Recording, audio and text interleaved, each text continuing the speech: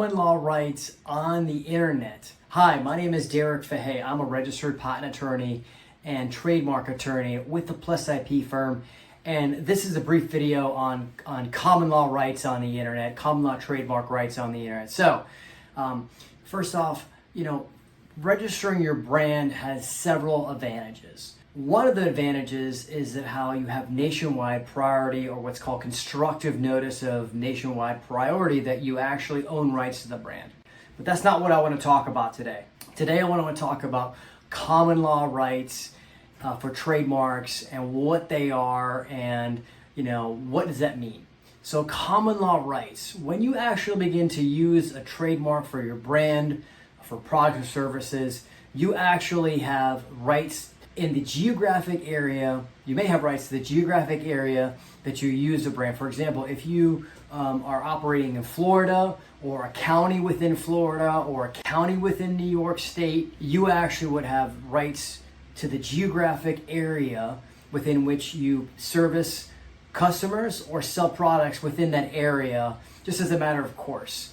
Because you're using it in the area, you actually have rights within the area, even if you don't have a registered mark. Now again, registering your mark does have several advantages, but the question then becomes, well, if I'm using it in the geographic area, what if somebody else is using it in another geographic area that's remote to mine? Do I still have rights in the area that I'm using? Well, it all depends on when you began using it in the area and a couple different factors. Now, so again, just to recap, if you use a trademark for a brand or services within a certain geographic area, if you have priority or you're using the mark first, you may have what's called common law rights to the area, common law trademark rights to the area. So that's a good thing. Now, if somebody else is in another area, geographic area that's remote to yours, can they stop you from using it?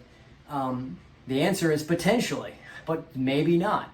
If you're using your mark first within that geographic area, and somebody else, even if they have a registered trademark with the United States Patent and Trademark Office, if they actually began using it after you began using your mark, if you use it first, you still may have rights within that area that you were using it, that you have common law rights. Now, if you wanted to expand into other areas, that registered trademark may actually stop you from expanding, which is one of the reasons why you want to try to register your trademarks to protect your brand. So, just because somebody else has a registered trademark does not mean you cannot use your mark in the area. It all depends on when you began using and when the other person began using, and if you have rights within that geographic area. Now, what about common law rights on the internet? This is a developing area of law.